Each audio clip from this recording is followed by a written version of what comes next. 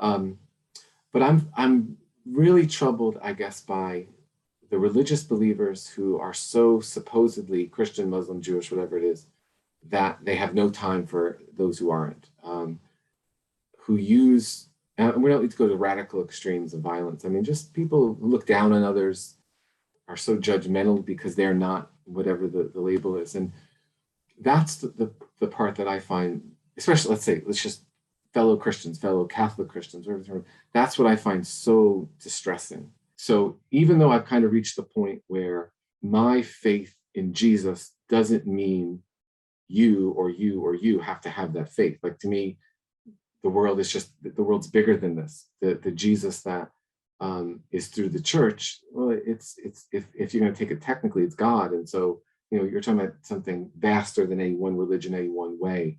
This doesn't mean all ways are equal, because there's different truth conceptions and all that.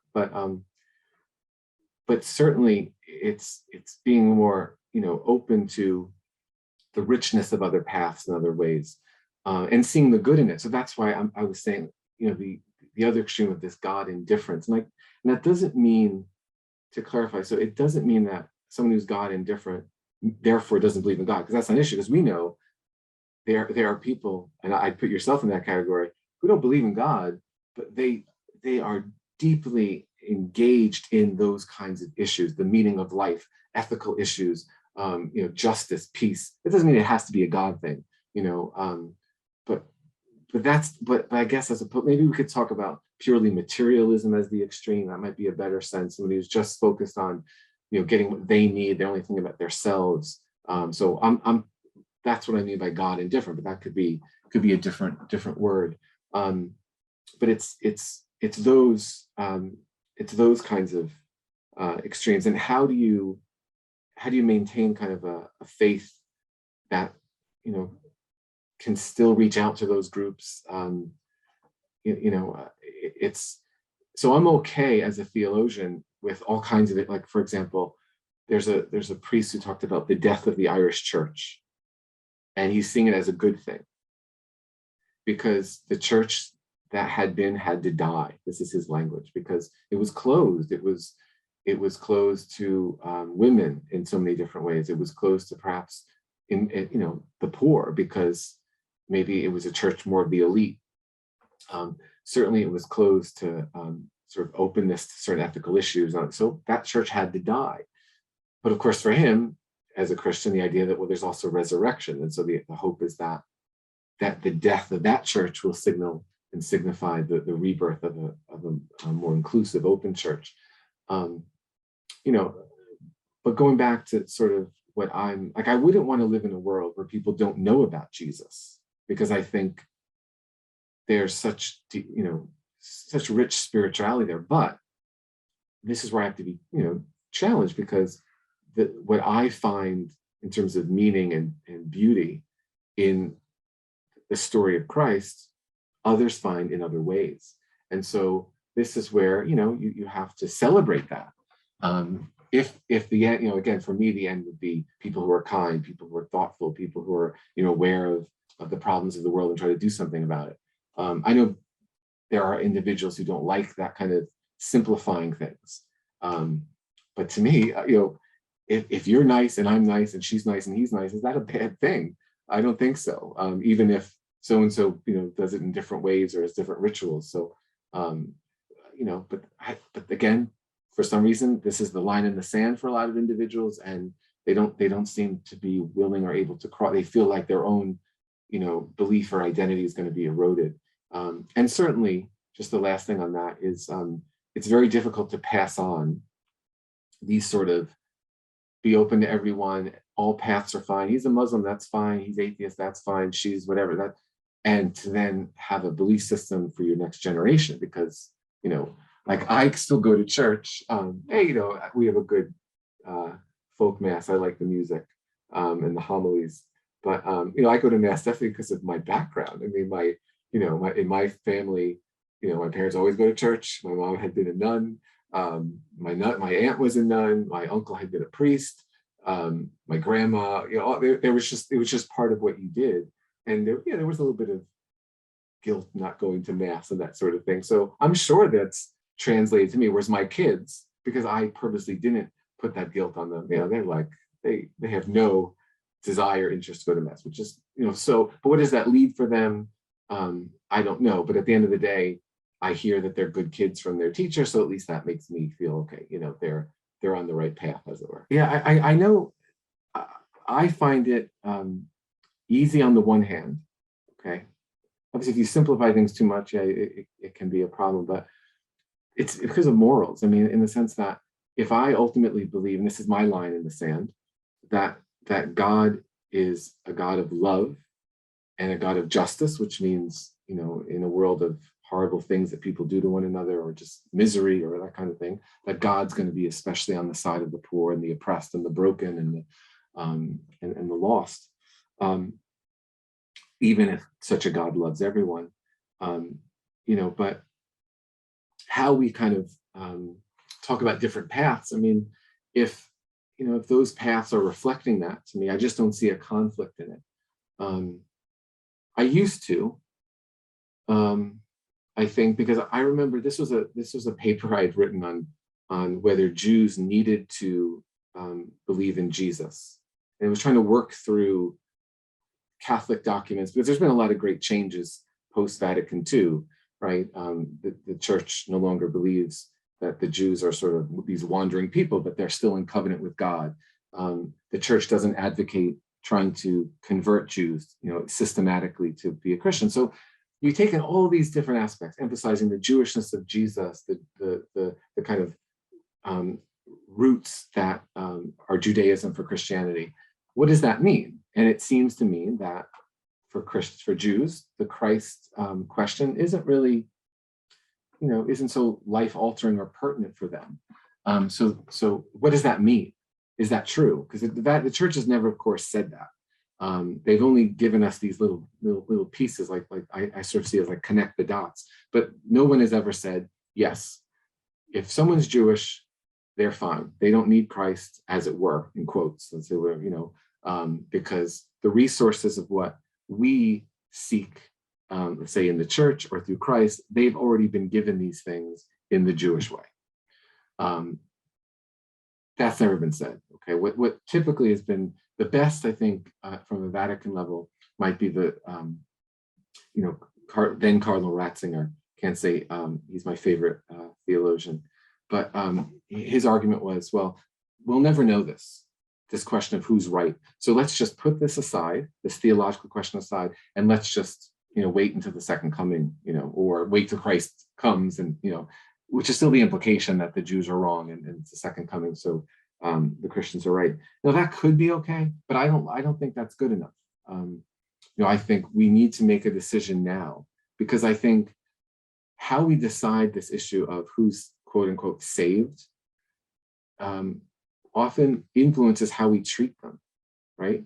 So if I look and see that somebody is, an atheist, but I have no problem thinking, again, this question of whether this person wants to be, saved. I mean,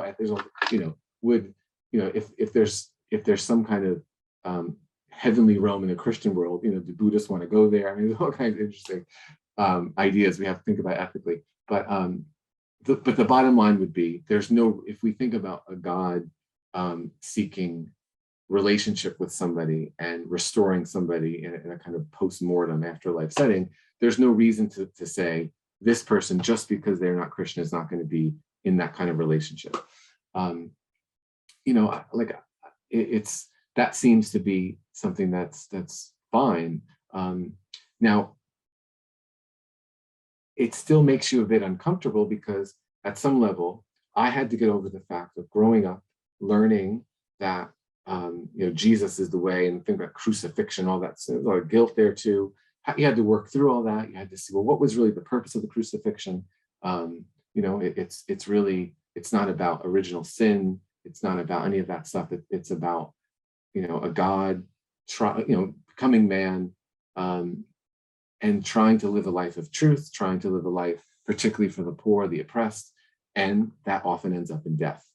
So there was no, like, God had to die. I mean, that kind of ethical thinking doesn't work for us. Sacrifice in that way doesn't work for us. But then you had to think, okay, so all that stuff didn't have to happen. Like, those are the questions you're sort of grappling with. And then you have to pull back and you have to say, okay, does it not matter for them? And is that, and again, that's can you reach that point where you say, okay, it matters to me and that's good. And there might even be some universal significance, because if it's true that Jesus is God, that then obviously would have universal significance. But does it mean that somebody has to believe in that, in order to be connected to God?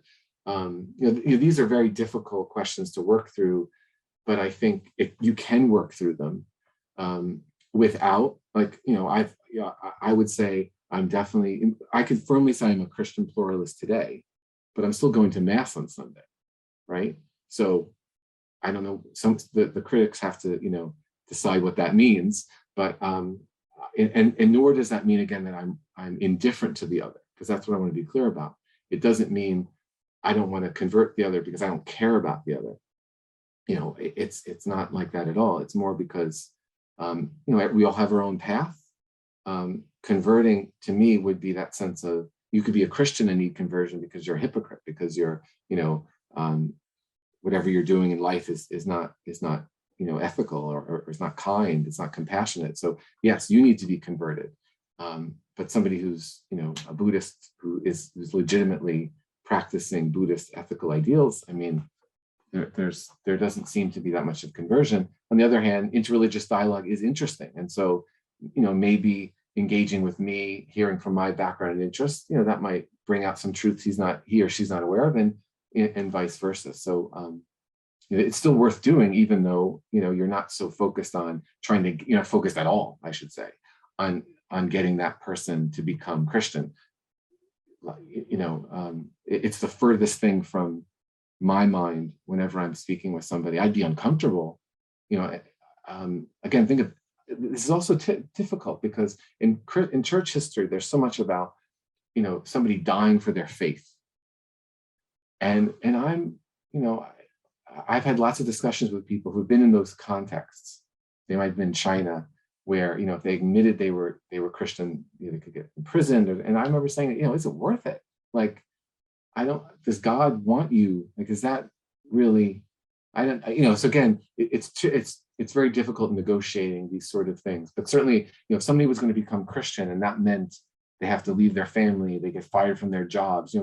I know it's in the gospel. But I don't know if that's the Christ that would Christ want that?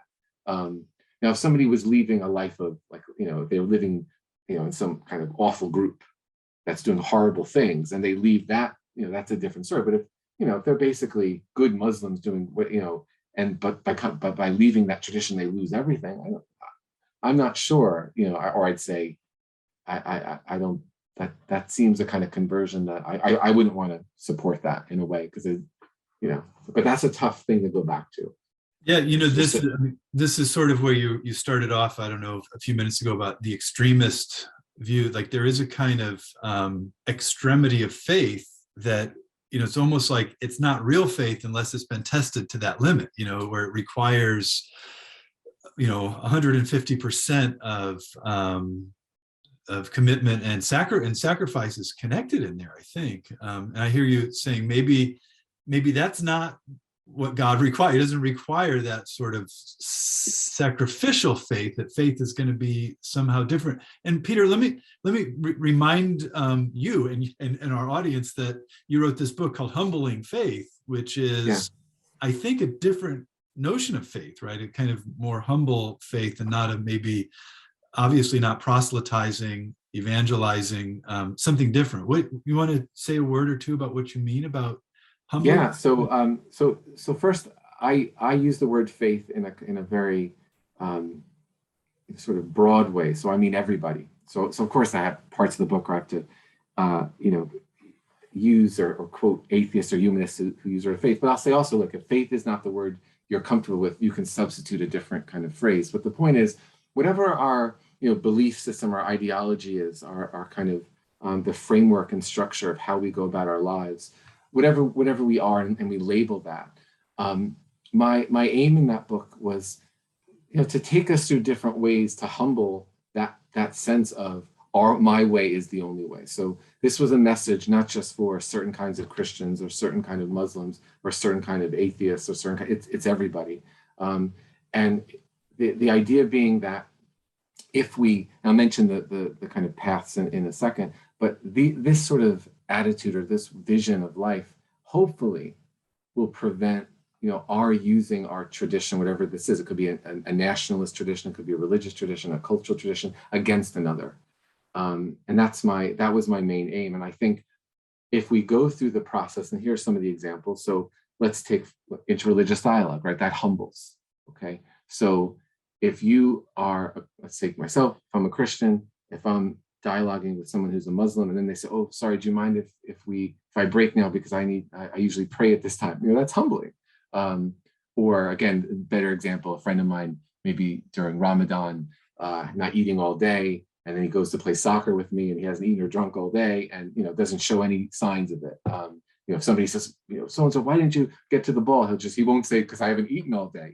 That's humbling because you see that faith. If you think about even history, which is another a humbler for me, because when you study history from different angles, no matter what you are, you're going to see how your tradition, how your way of life, or your nation, your ethnicity, your class, whatever your identity factor is, did things that were wrong. Yes, you'll see the good things, but you're also going to see the wrong things. And again, that's going to humble. So all of these, ways, and religious pluralism could be a way that the mere I've worked with testimonies of mass atrocity. That sounds kind of awful and bleak, but this is turning to memoirs, turning to the voices of people who've experienced awful things. Right, as a theologian, I felt I had no right or no way to speak theologically unless and until I continue to turn to voices for whom there's no way God can seem to exist, because when I might be, kind of yearn for a story that might speak about some kind of intervention or some kind of healing, there's just lots of stories that say otherwise, and we can't ignore them. We have to sit with them. We have to grapple with them.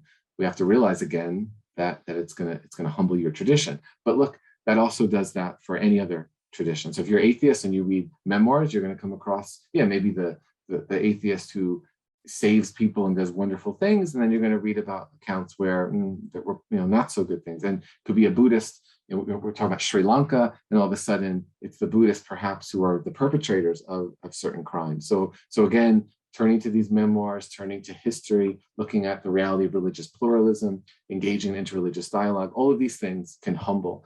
But my aim is not to make somebody have to go to counseling and say, oh my gosh, my faith, my idea is horrible.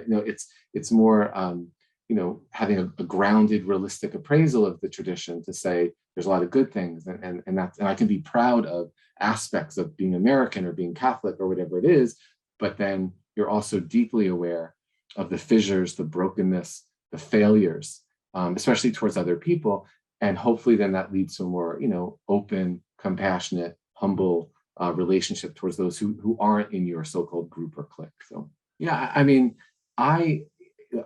ultimately, right, we have to get outside the books and all those sort of things and do face-to-face stuff. But starting with certain, like I talk about heroes in my life, right?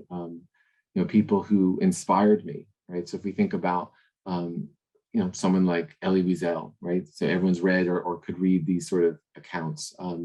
But for me, it would be sort of his examples of books that talk about him as a teacher, because that's how I would have seen him. So yes, you could read Night, but there's a couple of memoirs that came out the last couple of years talking about his role as a teacher.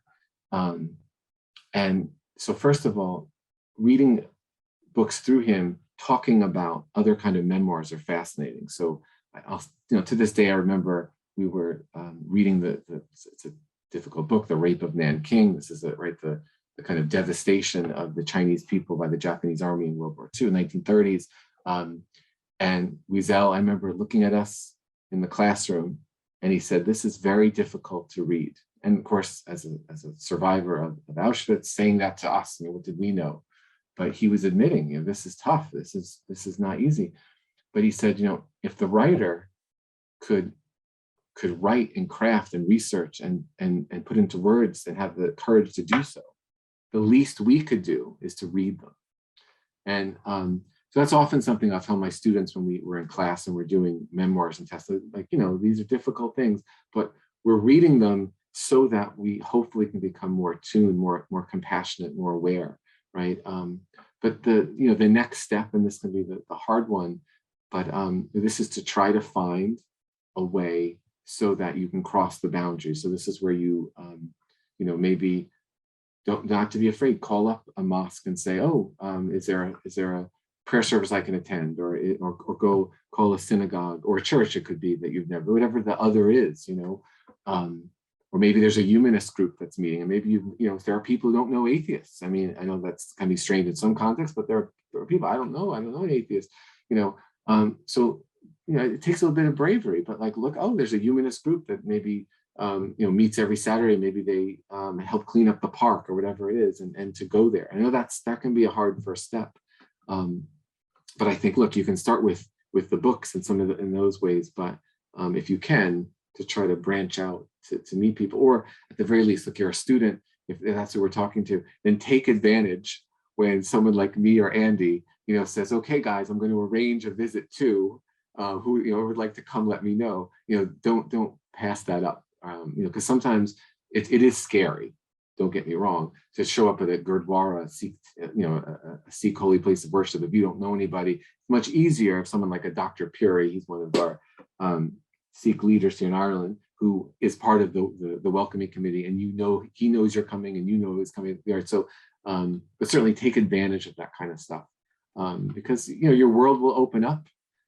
You'll be surprised. You'll be challenged in some ways, but I think that's what makes life worth living. And look, Zoom, I know, has been awful for some people, but that's also been a good thing, because it's enabled, like right now, right? You're in California, I'm in Ireland. We've never physically been, right? We're like 6,000 miles away. We've never been less than 6,000 miles away, yet we've had multiple encounters. We've written a book together. We've done book launch together, and likewise during Zoom, there are these ways where you can join other prayer services. You can join, there's all kinds of opportunities where you don't have to leave your living room, and you can all of a sudden be in another part of the world. So, so I think that's the good thing about Zoom anyway. And there's lots of stuff out there to experience. Yeah, Peter, that's, obviously you and I are on board with that. But as you said, it is, it's daunting to go to experience something when you're the outsider, and you're worried about judgment, and you're worried like you won't be welcomed. In my experience, though, I have been welcomed. People are always welcoming to their houses of worship. They're proud of who they are, and they want to show it off, right? Right. Is that your experience also in working in this stuff in Ireland, or people seem to be very hospitable and welcoming? Oh, well, I would say when I bring my students to any place of worship, it's always a deeply welcoming experience. I mean, the students talk about it years later, because they're so not used to people. Like, you go to the Gurdwara, right? What happens? You're always fed. I mean, this is shocking to them, the idea that they would go to a religious place and they come out having been fed, and so across the board when they're doing this sort of thing. Now, what I worry about a little bit more is what happens when, in, let's say, a typical church, when you don't know there's a group coming, because that's the big test.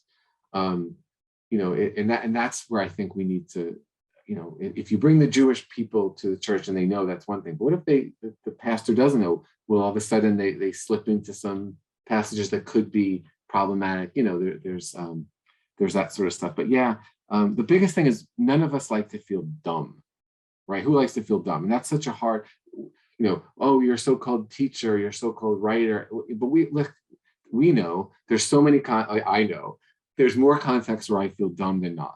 I mean, that's the bottom line. But I have to channel that and almost accept that, right? I mean, like, there's just so much, even in my so-called fields, I only know little bits because there's just so much out there, let alone, how do you fix this car? No idea, right? How do you do anything practical? I have no idea. But this is where you can't be afraid. So likewise, when you go into another place you're unsure of, yeah, you're going to feel like, I don't know what to do. I don't know what to say. What if I do the wrong thing? That's that's so common. But I think, most of the time people are understanding with that. They know, oh, they'll say quietly, oh, in our tradition we don't wear shoes when we come in, or, oh yeah, please can you put a hat, whatever those things are. Obviously you can read up on it, but people will often explain it to you. And like, again, we'll make another New York City comment, but it's kind of true. People in New York, they love to show people somewhere that is new, or if someone's lost. I mean, I've seen cases where someone in the subway, where can I find this? And like 6 different people will come over of all different ethnicities and races to be like, because they want to help. I mean, I think most people at the end of the day, they want to help. And so I think if you see it that way when you go to these places, they like it, because everyone likes to be in that position to explain things to somebody, or to say, oh yeah, this is what we do. It's nice. It's a nice feeling. And so you're almost doing them a favor when you go to these places, in a sense. Yeah. So let's last question. Sure. And kind of, I heard also kind of a positive message there. So I always like to end these questions with these interviews with a question about hope. So are you hopeful that, that we're going to do better in terms of our interreligious, interfaith, and across the religious and secular divide? Are you hopeful? Or are there fears? What do you imagine is going to happen in the next 6 months, 6 years, 60 years? Yeah. What's your vision? Now I'm thinking about COP26. So I think most of my fears, if I'm honest, would have to be the ecological one. So interreligiously, I think a mix of the kind of growing trends of people being more aware of traditions, also not as involved in them. I don't see it negatively. I mean, I see this as positive. I think there's more learning going on. However, I know you're talking about hope, but my hope is that people will realize the need for more religious literacy and wider religious literacy. So just maybe ending and bringing back to the Irish context. So so here, because there was it was predominantly Christian education for so long. So there's rightfully a lot of anger towards this, and there's kind of a movement to maybe marginalize religion and kind of push it out of the classroom, and that would be a mistake, right? So my one reason why we did the book launch with Seeking Common Ground was to try to build up a dialogue, but also awareness to say you can do religion in the classroom, and it doesn't have to be hurtful the way some individuals experience. It can be open, liberating, because you're learning about multiple ways. It's not one way that's the only way. It's across the gamut of traditions, and really making people interreligiously literate and respectful and enjoying these other faith traditions. So on the one hand, that's my hope, and I think we're in a way we're doing that, but there's still the fear, because religion is sometimes blamed for a lot of the problems in the world, and so let's just marginalize it.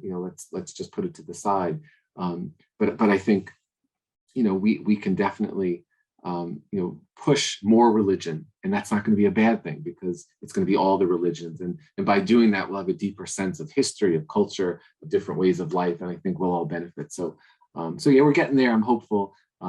But certainly with any kind of hope, you have to push it and make it happen. So hopefully that we can continue to do that.